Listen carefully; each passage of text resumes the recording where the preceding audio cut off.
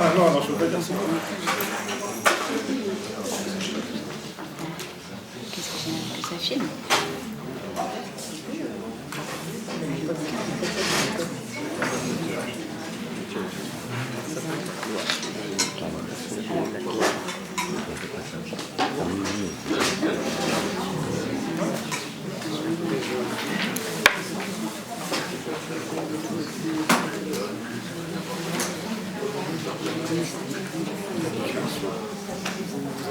Mais j'ai pas lu ce coup. Bien sûr.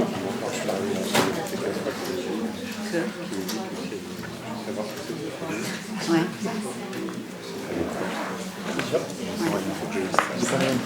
Écoutez, bonsoir. Je suis très contente de voir cette reprise. D'ailleurs, je ne peux pas m'empêcher d'employer des mots de vocabulaire.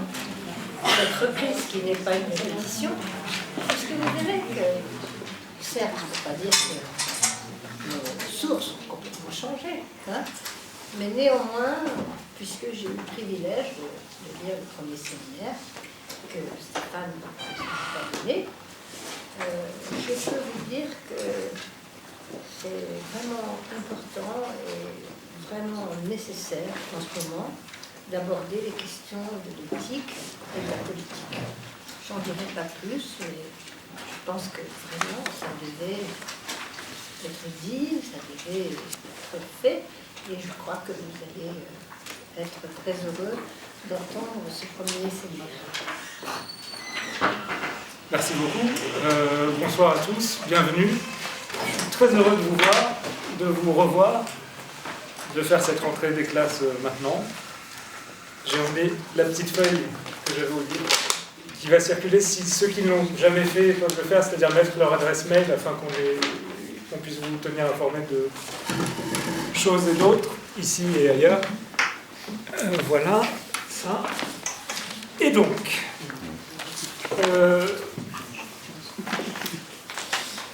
on continue à parler sous le titre de l'éthique avec la psychanalyse. Et je ne voudrais pas reprendre le fil de notre questionnement de l'année dernière. À vrai dire, je ne peux pas, ou je ne peux plus reprendre ce questionnement, sans l'ancrer d'une manière très nette dans notre histoire la plus contemporaine.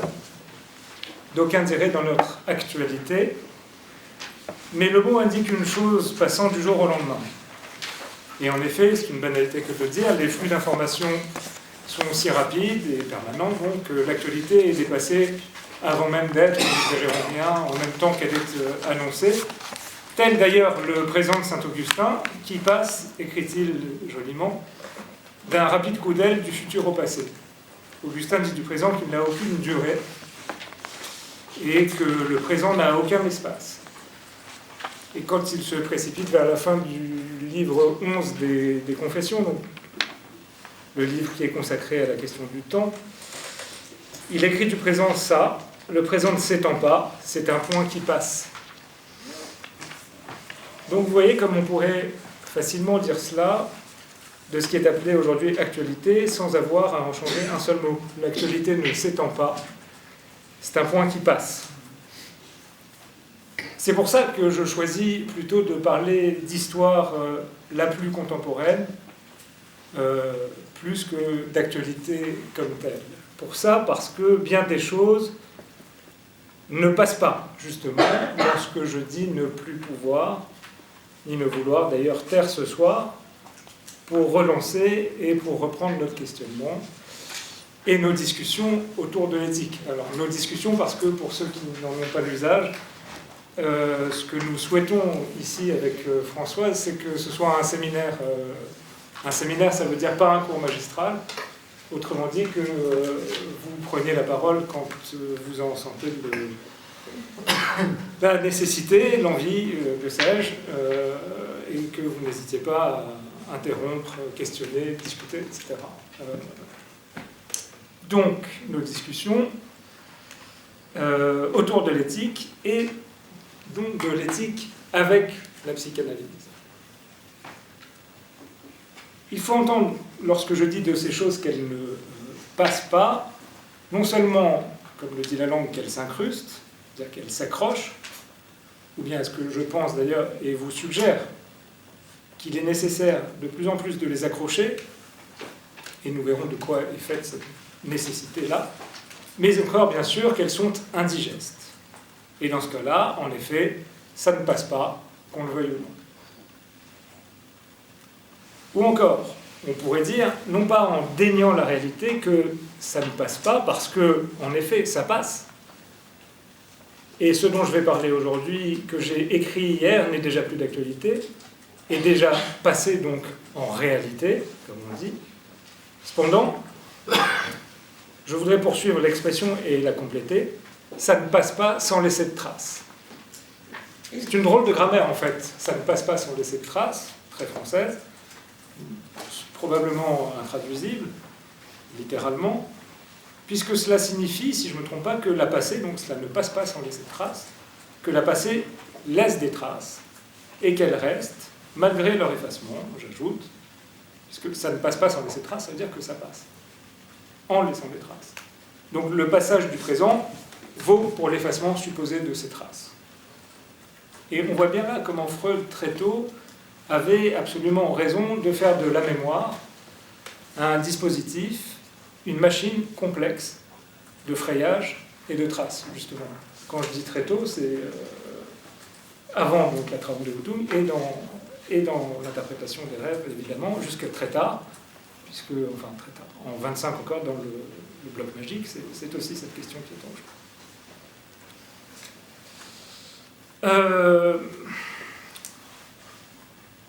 Tout ça, en fait, pour vous dire ce que j'aimerais que les psychanalystes, particulièrement, arrêtent de ne pas faire. Donc, il va de soi qu'on ne peut pas se contenter d'annoncer ici, pour la deuxième année consécutive, un séminaire tournant autour de l'éthique, et de l'éthique avec la psychanalyse, sans commencer par rappeler ce qui se passe et qui ne passe pas, donc, en ce moment même, en France, puisque nous y sommes. Je vais dire quelque chose assez rapidement, qu'on reprendra sans doute toute l'année avec François à de nombreuses reprises et de manière différente. C'est qu'on ne peut pas se contenter de réciter Freud et Lacan, leurs formules, et au mieux leurs pensées, sans se mettre justement à questionner, à critiquer, à faire un pas de côté, avec et grâce à, mais aussi à partir, littéralement à partir de leur discours. Donc dans cette optique, il est non seulement, je crois, très intéressant, mais encore et surtout nécessaire, de répéter que Lacan nous a appris que le discours, c'est le lien social. Mais dans ce cas, alors, demandons, posons la question, elle est aussi nécessaire qu'évidente, si le discours, c'est le lien social, donc, quid de ce lien social ? Et surtout, ne faisons pas comme si nous savions toujours ce que lien social peut bien vouloir dire. Qu'est-ce que c'est que lien dans lien social ? Comment se lie, le verbe lier, ce lien ? Et qui lie-t-il ? Qu'est-ce que c'est que d'être lié ? Et par quoi ? Par quoi est-on lié dans un lien social ? Quand on y songe de prime abord, l'image du lien n'est pas très plaisante. Comment n'évoquerait-elle pas aliénation, et le mot lien est dans aliénation, et puis emprisonnement. Donc, en citant le discours comme lien social, toutes ces questions se déplient. Et il faut les déplier à chaque fois, et c'est pourquoi, et pourquoi seulement, il vaut la peine de citer. Je parlais de Freud et de Lacan. Sans quoi, si nous ne laissons pas venir ces questions, il n'y ira de rien d'autre que d'une sorte de psittacisme, étouffant la psychanalyse, ce qui, j'en ai peur, pourrait lui arriver. Donc reprenons. Encore un peu autrement formulé, si le discours est bien, en effet, un lien social, ou le lien social, alors ce lien, le voilà, ce lien dit social, le voilà comme le plus vif de ce qui s'appelle psychanalyse. Comme ce qui est nodal dans et pour la psychanalyse. Donc comme ce sans quoi il n'y a pas plus d'inconscient que de psychanalyse. Dès lors, on ne peut pas ne pas, dès qu'il y va de la psychanalyse, se laisser interroger et questionner radicalement le lien social lui-même. Et même l'état du lien social dans lequel il y a, en ce moment même, de la psychanalyse.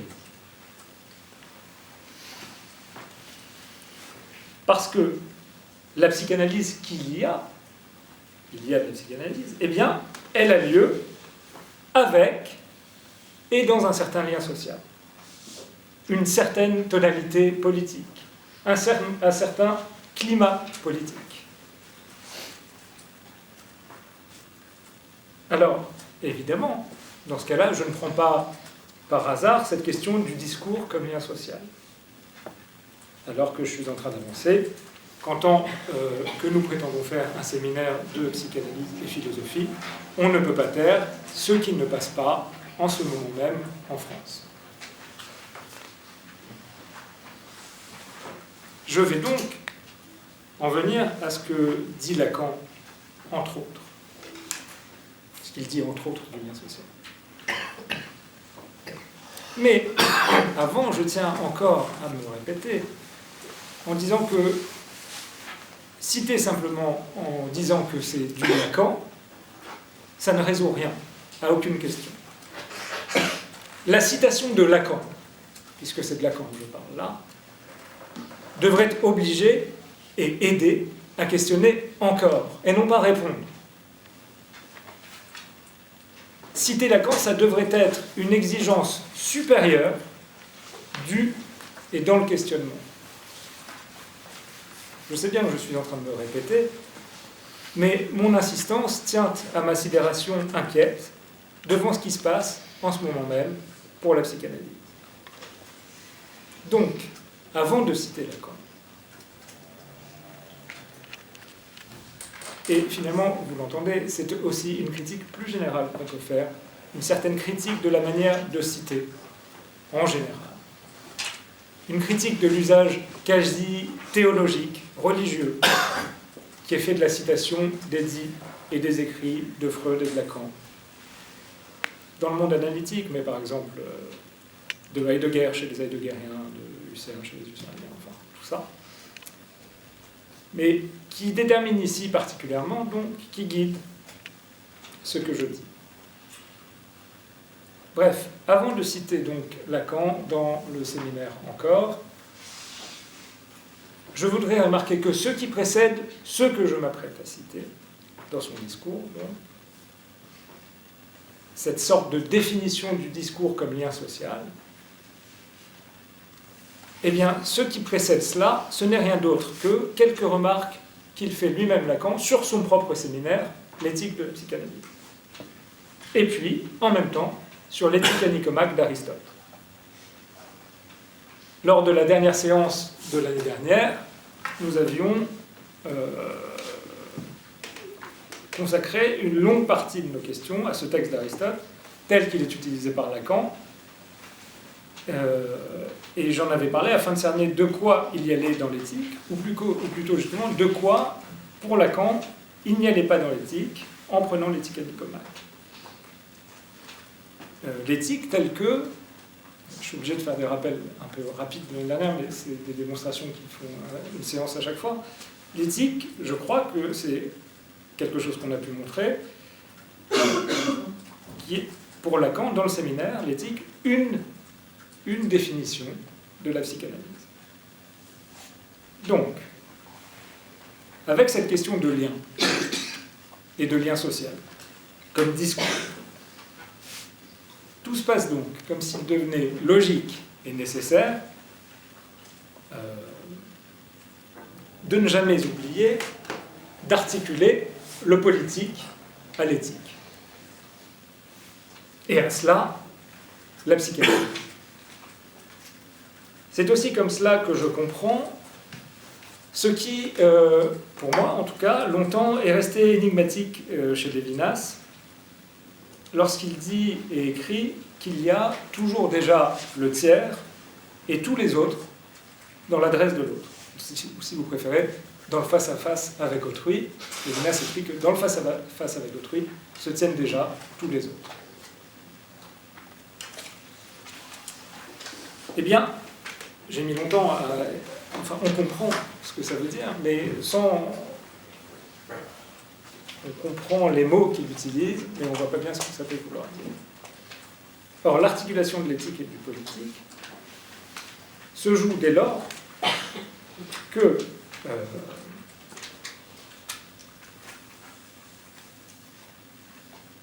on rend interdépendants et l'éthique et le politique.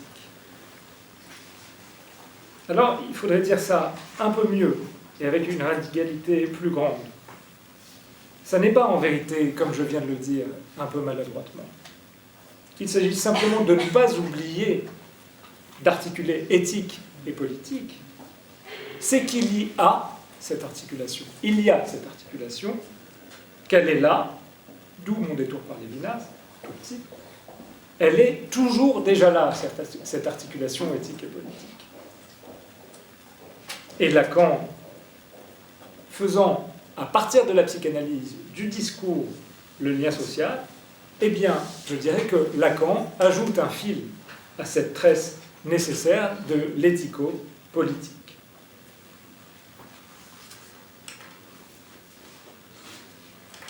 Il ne peut donc pas ne pas y avoir une attention toujours extrêmement vivace de la psychanalyse, et donc d'une psychanalyse digne de ce nom, pour l'éthique et pour le politique. Et ce parce que c'est cela, en fait, la psychanalyse. La psychanalyse, ce serait ce qui-vive, cet être sur le qui-vive, et j'aime d'ailleurs assez qu'on y entende le vif de la vie. Donc, entendu comme nous essayons de le faire au moins depuis l'année dernière, elles ne cessent de s'appeler les unes les autres. La psychanalyse, l'éthique et le politique. La question du politique. Maintenant que j'ai dit tout cela, je peux enfin lire la citation à laquelle je fais allusion et que je commente avant même de l'avoir donnée depuis tout à l'heure. Donc, dans le séminaire encore, c'est la séance du 13 février 1973. C'est la page 51 de cette édition-là. Lacan dit, très important, en fin de compte, il n'y a que ça, le lien social. Il n'y a que ça, le lien social. Je le désigne du terme de discours parce qu'il n'y a pas d'autre moyen de le désigner. J'aime beaucoup ce genre de phrase. Je l'appelle comme ça parce qu'on ne peut pas l'appeler autrement. Donc je le désigne du terme de discours parce qu'il n'y a pas d'autre moyen de le désigner, dès qu'on s'est aperçu que le lien social ne s'instaure que de s'ancrer dans la façon dont le langage se situe et s'imprime sur ce qui grouille, à savoir l'être parlant. En fin de compte, je reprends, il n'y a que cela, le lien social. Je le désigne du terme de discours parce qu'il n'y a pas d'autre moyen de le désigner dès qu'on s'est aperçu que le lien social ne s'instaure que de s'ancrer dans la façon dont le langage se situe et s'imprime sur ce qui grouille, à savoir l'être parlant. C'est quand même, je ne sais pas si on se rend compte à quel point c'est très fort. C'est pas une phrase facile. C'est parce que c'est pas une phrase facile que c'est très fort. Il y a peu de phrases faciles, tu me diras. Celle-là, elle est d'autant plus forte que je trouve que c'est assez rare que Lacan dise un truc du genre « il n'y a que cela, le lien social ». On sait qu'il va falloir prendre la chose maintenant très au sérieux. Et c'est ce qui m'intéresse. Parce que la question du lien social, c'est une vieille question de philosophie politique. Cela dit, c'est pas vrai, c'est pas du tout une vieille question, parce qu'elle date finalement de la fin du 19e, mais c'est un peu vieux quand même. Au regard de l'histoire, c'est pas énorme. Mais à la fin du 19e, on trouve la question du lien social posée comme telle par Durkheim, par exemple. Et le lien social, donc, pour la sociologie, j'en prends une définition parmi mille autres, facile, c'est l'ensemble des appartenances, des relations qui unissent les gens ou les groupes sociaux entre eux. Donc ça, c'est la définition la plus classique qu'on trouve d'un lien social. Lacan dit quand même quelque chose d'un peu plus étayé, et évidemment, et comme d'habitude, il déplace la question.